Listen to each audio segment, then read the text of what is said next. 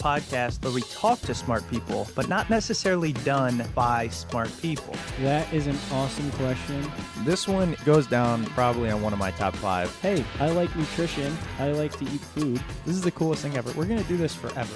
I wish I paid more attention in that class. You know, I'm going to be honest, I don't understand that. As a man, I don't get it.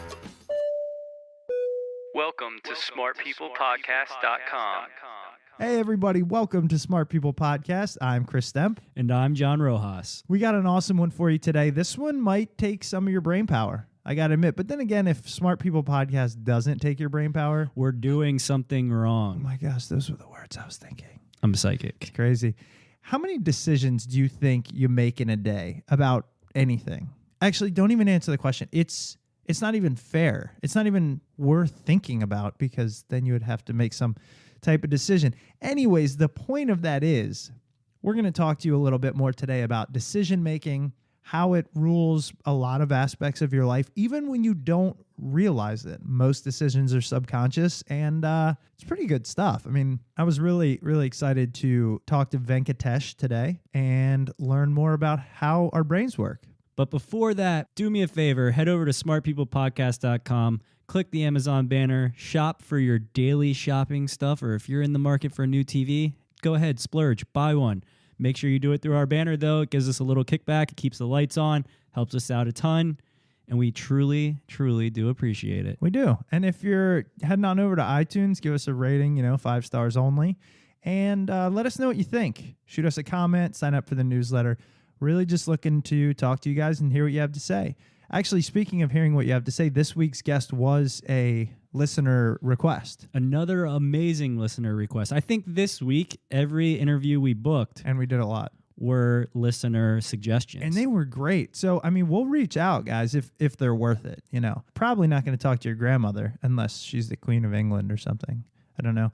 So this week we speak with Venkatesh Rao. He is an author, primarily a blogger, but he has one great book out called Tempo, and he does a lot of work on decision-making, the brain, how we come up with these different things. Wait till you dive into the conversation we have with him. You'll learn everything from how to market your product or service better, how to run a better meeting at your business, and how to lift a bull over your head. Honestly, that's the one thing that I hope to take away from this. You want to learn how to lift a bull over your head? I absolutely want to learn how to lift a bull over my head. You'd be a huge dude. That or a small bull. Anyways, he writes for Forbes. He writes at his blog, which is ribbonfarm.com.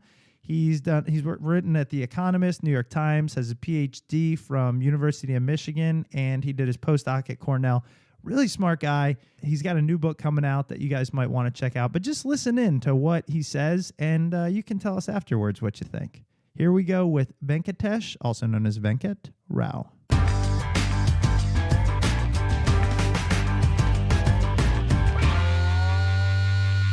All right, Venkat, thank you for being on the show. I really wanted to talk to you a lot about the decision-making process.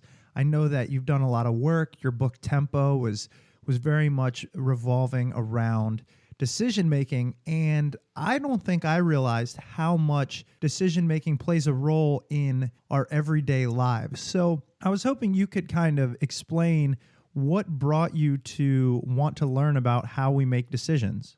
So I came to it kind of in a roundabout way, actually. So my academic background is in a field called control theory. So this is the engineering discipline which studies things like the thermostat in your home or the cruise control in your car, right?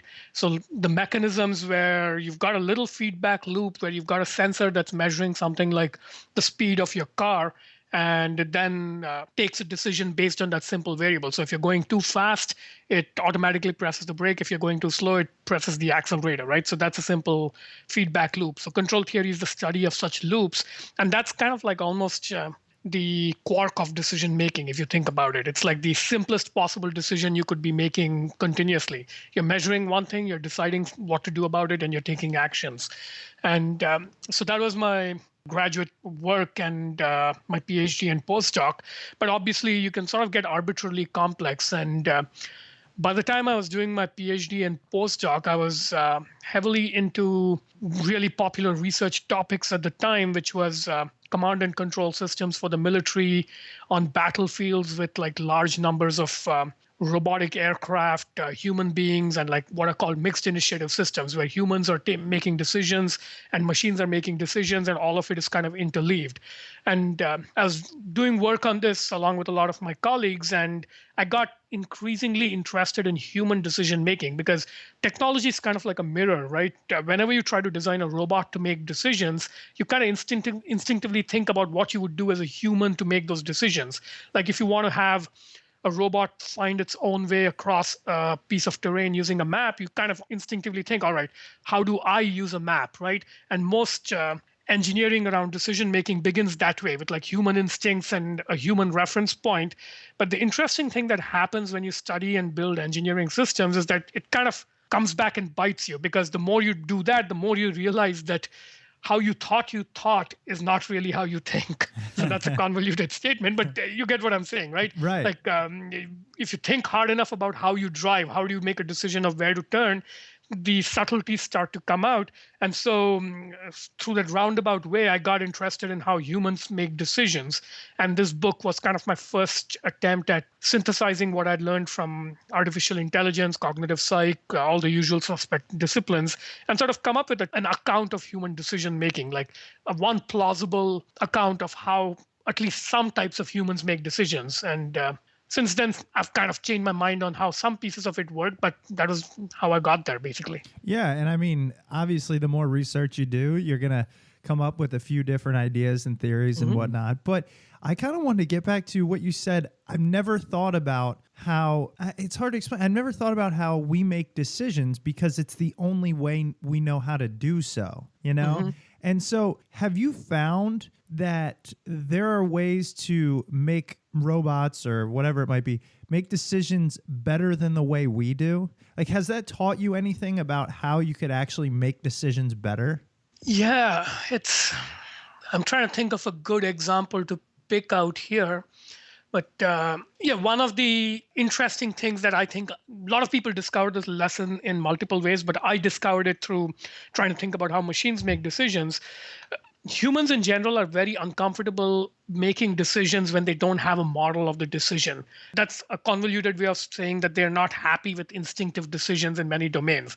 But it's like if your muscle memory or your foot knows how to do something and you kind of automatically do it, you're kind of not happy until you understand it. Sometimes we kind of interfere in those decision-making processes and find out the hard way that the way we were doing it subconsciously was in fact the best way, right? So let me try and give you an example. Like when you're trying to catch a ball that's thrown at you, for example, you don't need to know physics and calculus to throw or catch a ball, right?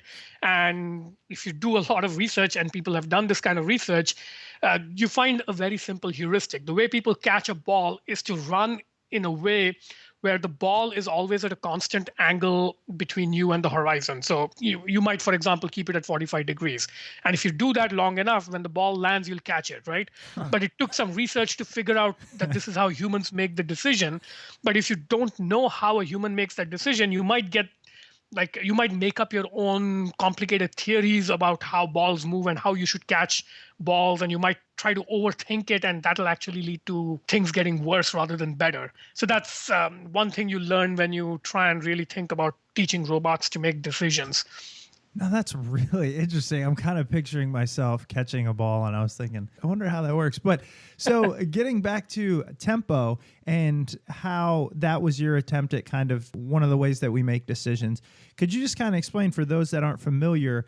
Obviously, tempo has the connotation of what you're going to talk about, but what is the main idea behind your book? Okay, so the main idea, most people, when they're introduced to the formal study of decision making, they kind of think in terms of like single decisions, like which college should I attend, or which house should I buy, or is this like a good bargain or a bad bargain? So they think of decision making as like almost individual instances of problem solving where somebody hands you like the data that is relevant to a decision. You think about it, you make a decision, and you move on.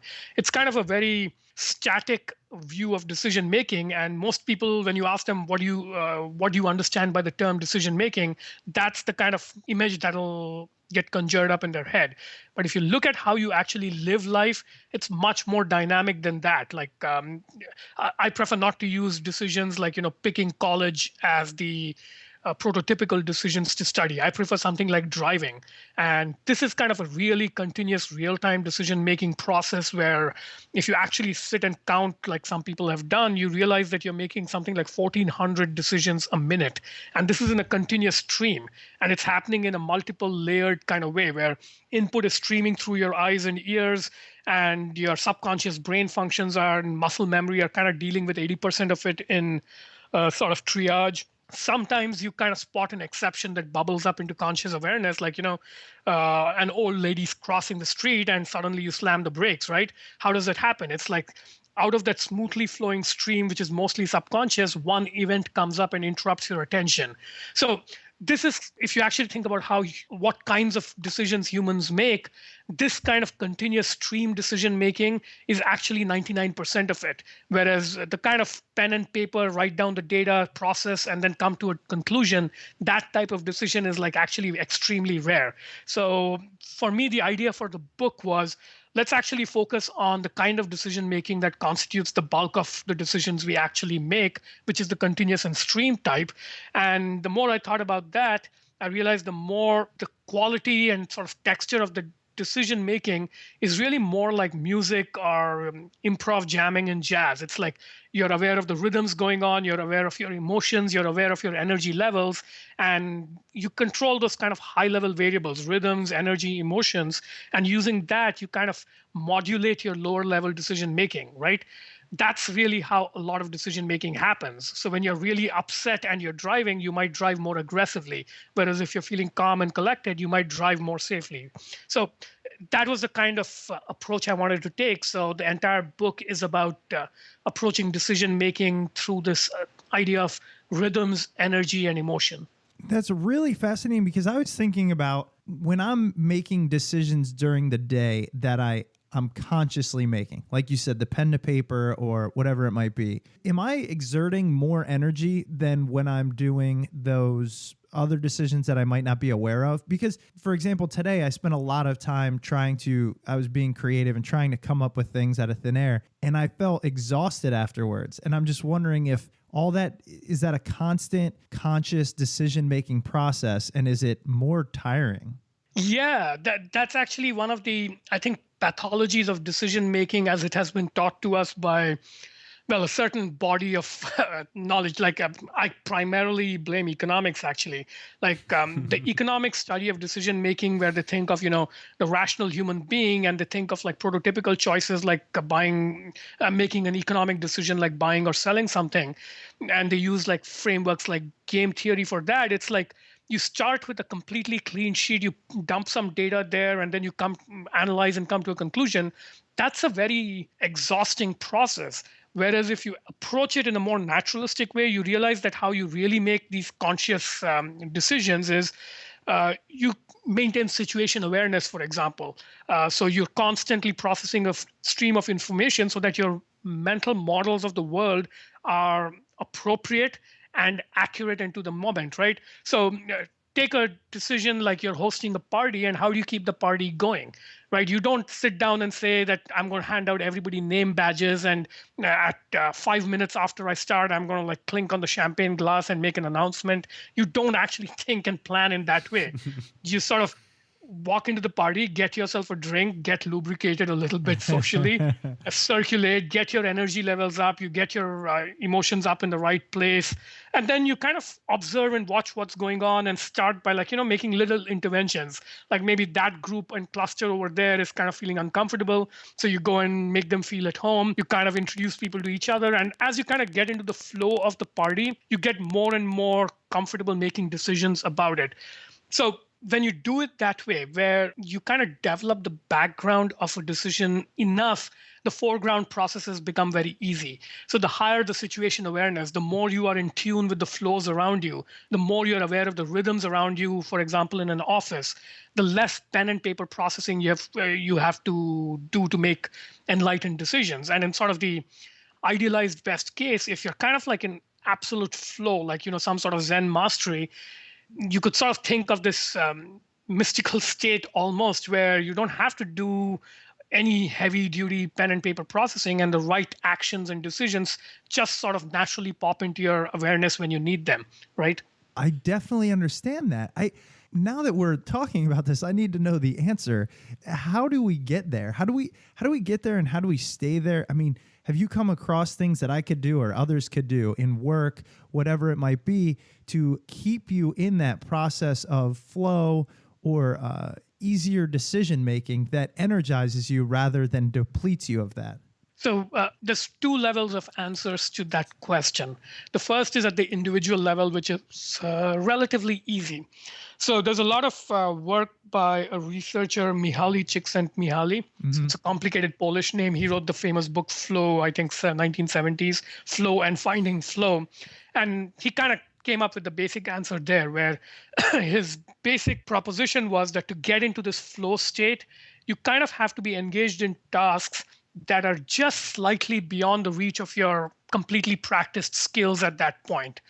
And if you do that, you're most likely to get into flow. Whereas if you reach out for something that's a little too far beyond your current skill level, you'll get frustrated because it's too difficult. Whereas if you reach for something that's too simple, you'll get bored. So there's that optimal sweet spot that's just a little bit more difficult than what you're used to. So this is kind of like weight training for your body, right?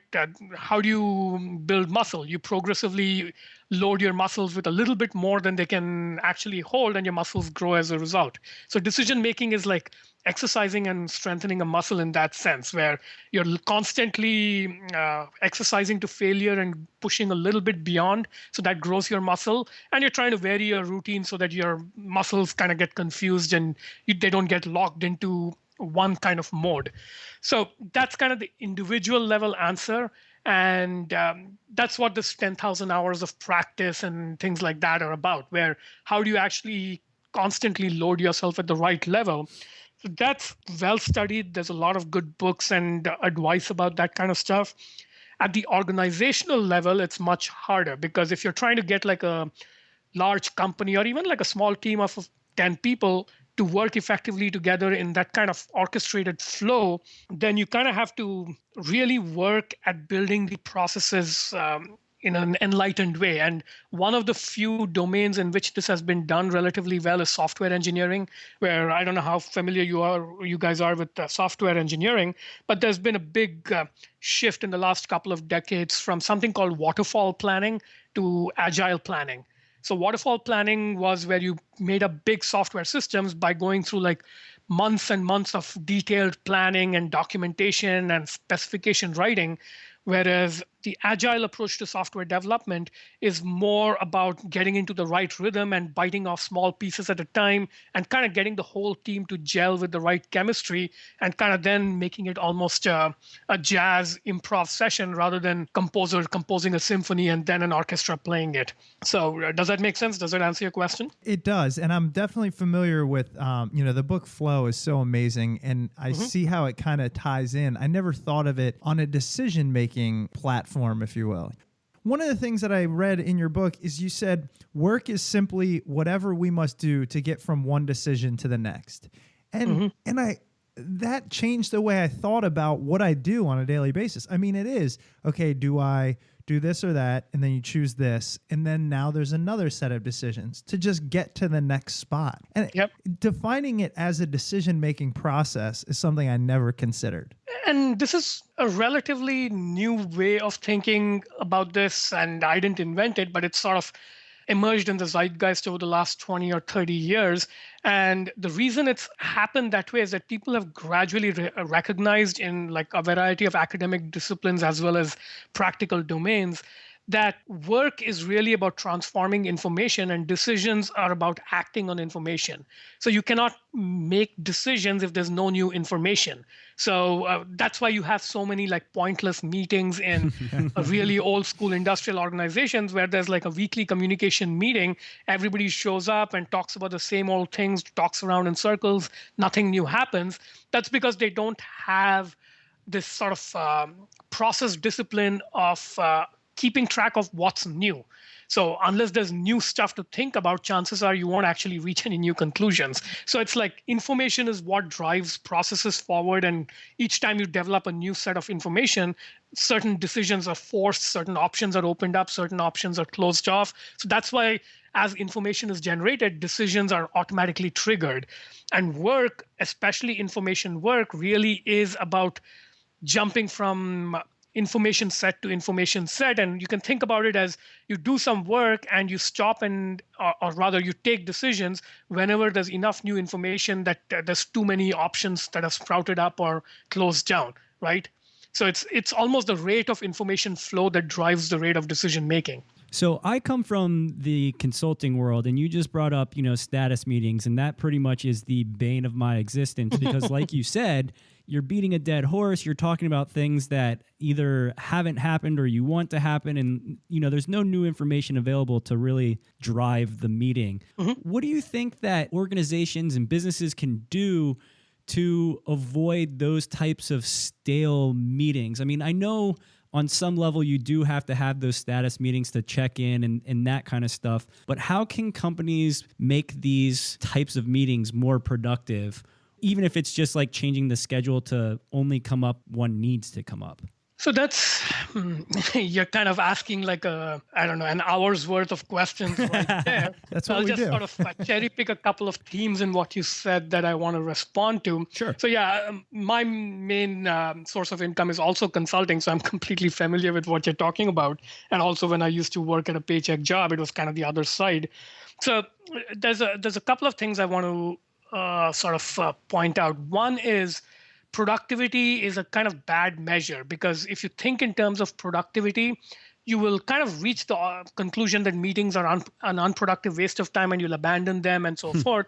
So that's kind of the wrong measure. Productivity, it kind of makes sense if you're like in a well-defined job where you kind of want to just go away and do your thing. This is what Paul Graham, the investor, calls maker time. So maker time versus manager time.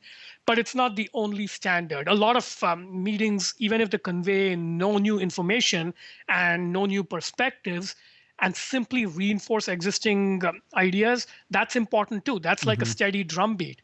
And the larger the group you're trying to coordinate, the more such drumbeat meetings really start to matter. But yeah, so that's one point I want to make, a caution against productivity as the sole measure. You have to ask, all right, am I doing other things like reinforcing certain ideas? Am I reinforcing a drumbeat of discipline? So those things are things to keep in mind. But always, of course, you have to keep an eye on, is it actually doing what it's supposed to? If you're trying to create this drumbeat reinforcement of, say, core values every month and people's eyes are glazing over, you might be doing something wrong. So that's one piece of it. The other piece of it is, yes, whenever there's new information to process, certainly meetings should be designed to process the new information, either on an exceptional basis or on a routine basis. That's one of the functions of meetings, to process new information with all the stakeholders. But another, when new information is not available, is finding new perspectives. And this means taking just your old set of information and sort of refactoring it, as software people like to say, or changing your mental models about it, looking at it from a different angle. So these things may not necessarily generate new information, but they may shed new light on what you already know. And by doing that, they can sort of break individuals and groups out of ruts. They can get them unstuck. So if you put all these together, one sort of rule of thumb I would recommend to people who are involved in such processes is to identify the purpose of a meeting in every instance. So if you have a regular standing meeting that's every day or every week, it is not sufficient to say, all right, this is our daily meeting to do a status check. That's kind of just a placeholder. Before an individual meeting starts, you have to ask, what am I actually trying to do here? I mean something very specific by that. I mean something like, what kind of information processing are we doing? Are we reinforcing existing concepts? Are we just generating a drumbeat to keep everybody synchronized? Are we processing new information? Are we stuck, and are we trying to look at old information from a new angle to get unstuck? Right? So it's important to identify the informational purpose of a status meeting in every instance, because obviously you can't do this like in one shot. When you set up the calendar invite for like 50 repeats of a meeting, you obviously cannot determine the informational purpose of all 50 of the meetings at once. So you have to kind of just decide like 15 minutes before the meeting starts, all right, what's the latest situation here, the situation awareness, what new information is in the picture, so what is it that we're trying to do in this meeting. So keeping your eye on that ball, I think, helps not waste people's time. And John got to ask his question about consulting. So I want to kind of ask a question or two about marketing, which is what I'm interested in and do a little bit about. I'd imagine there's a pretty direct correlation between marketing and decision making, because we're trying to get people to make certain decisions about our product or service. What kind of discoveries have you made, especially while studying psychology and behavior, about how our decision-making process is affected on a daily basis or long-term basis by the marketing that we are besieged with these days? So you guys like to ask like thesis level questions at one go, don't you? Another hour-long question. I mean, look, we know we only have you for 30 minutes, so it's like, let's try and get all of the big questions. Yeah, so again, since it's such a huge topic, I'll have to cherry pick a little bit. So yeah, I didn't actually talk much about marketing related things in the book, since I kind of wanted to keep it more at a conceptual and personally practical level. But I have actually talked about sort of the marketing application of the ideas in Tempo a couple of times at talks, and I kind of work that into client engagements when I can myself. And couple of ideas really jump out as useful from this whole model of decision making. One is the idea of mental models is very useful when understanding positioning. So by positioning, I mean in the marketing sense, as described in classics like Al Ree's book on positioning, which I'm sure you guys are familiar with, right? So what is positioning? In that book, Rees describes positioning as, all right, there's a hole in your prospect's head where you have to position a product. So when Avis made its famous positioning campaign of "We Are Number 2, they kind of fit themselves into a mental model of car rentals and Hertz being number 1, and they position themselves relative to that. And Rees calls that fitting a product or a message into a créneau. That's a French word. I'm not sure I pronounced it right, but that's positioning as a marketing person understands it. But that's a completely general idea. Whenever you're trying to introduce a new idea to a person who's not familiar with it, you kind of have to ask, what is the nearest and most appropriate mental model that the person has that he will bring to bear or she will bring to bear when I face them with this new information, right?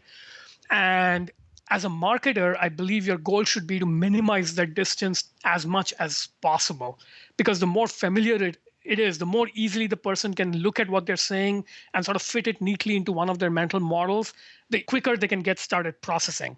Now, of course, you don't want to do this to an extent where they look at it and it's so familiar, it's boring. So you do want to like work in an angle of stimulation and so forth and surprise, but you don't want to like present people with ideas that are so far removed from the most appropriate mental model they can conjure up that they basically have no idea how to respond to it.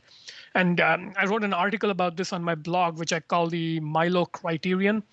And there's a fable, a Greek fable about a wrestler named Milo, who became strong and famous through a training regimen his father imposed on him, where when he was a young boy, his father made him lift a calf over his head. And every day he made him repeat that, and the calf grew up and the boy grew up. And by the time the boy was like a young man of 18, he could lift a full-grown steer over his head. So that's kind of... I really like that. And yeah, it's an interesting metaphor for how you introduce people to new ideas in terms of marketing messaging. You kind of like start from where they are and ask, it's actually the flow idea applied to persuasion, where just as flow is about challenging yourself with a task that's just outside your reach, marketing is about challenging a prospect with a message that's just outside their ability to process, right? So you kind of gradually carry them along. So this is one of the applied ideas. I didn't make up this idea, obviously. The positioning people have been really thinking about this sort of thing for decades, but it's something that fits neatly into the Tempo worldview. And other things also fit in quite nicely. Like a lot of my thinking about human decision making revolves around archetypes and narratives. So, like these little cartoon models of ourselves and other people that we make up. Like, in high school, the archetypes might be jocks and nerds and band geeks and so forth. So those are archetypes. And then we tell ourselves little stories about these archetypes that go through life. And these are very useful for all sorts of decision making, like whether you're talking about command and control in a military battlefield or you're talking about marketing. Archetypes and narratives are fundamentally how we think about ourselves and the people around us and the stories that play out. So that's, again, kind of a useful fundamental discipline to bring to marketing thinking in terms of archetypes and narratives. I promise this question will not be as grandiose and require a long answer, but we've mentioned your book Tempo, and I read that you are currently working on another book titled Game of Pickaxes. Is that correct? Yes, Game of Pickaxes. Can you tell our listeners a little bit what you're writing about in this book? So this one is basically a theory of creative destruction at the macroeconomic level. So I've kind of zoomed out compared to Tempo, which was about individual decision making. This is almost like civilizational scale grand narratives.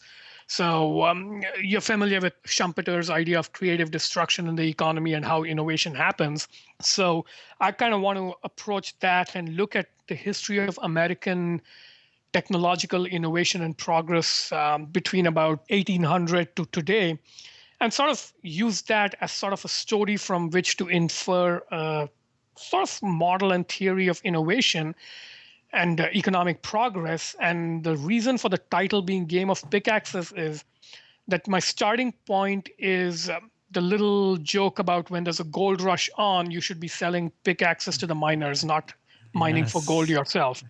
And to me, that's kind of the right motif for understanding pretty much the DNA of innovation. Like the whole story of technological progress in the last 300 years has been sort of smart people selling pickaxes to miners. And it kind of creates this interesting boom bust process through which progress happens. That sounds really interesting. That's actually the second time that I've heard that statement in like the last week, where you should be selling pickaxes to miners in a gold rush. That's awesome. It's such a good metaphor. And even we talked to somebody about it and they equated that to social media. And they were saying, everybody who thinks you're making money off of social media, it's the people who, it's the Twitters and the Facebooks that are making the money. It's not the guy, And there's like a very simple logic to why that happens, right? I mean, whether the gold rush is real or illusory, and whether a particular miner actually strikes gold or not, or whether a claim pans out or not, they all need pickaxes, right? So it's kind of a heads I win, tails you lose situation. Yeah. And it kind of becomes a self-fulfilling prophecy. So even if the gold rush doesn't work out, some people are going to get rich off it. And it's a cool name. Game of Pickaxes is just a cool name in itself. So, well, I know we've taken up about all the time that we had allotted for you, and we really appreciate you being on the show. As we mentioned, Tempo's great. I'll keep an eye out for this next book, but also wanted to let our listeners know you are an active writer. And so where can they go and keep up with what you're saying and what you're teaching us about? Yeah, actually, most of my writing is on my blog. Books I kind of see as a sideline. I'm more of a blogger than a book writer. So my main blog is ribbonfarm.com. So that's RIBBONFARM. So ribbonfarm, one word.com. And it's kind of I don't know how to describe it. It's an eclectic blog. It's mostly long form, usually like 3,000 or 4,000 word pieces. So I post about once a week. That's kind of where you can find me most of the time. I also occasionally contribute to Forbes and other outlets. Yeah, I saw some of the Forbes articles. Really interesting stuff. I love, you cover a wide array of topics, and you dive down into a way that makes me feel like I'm definitely learning something that was previously above my head. So I appreciate that. Again, thanks for being on the show, and we'll keep an eye out for the next book. Looking forward to it. Thanks for having me. All right. Have a good night. All right. Bye. Bye-bye. Bye.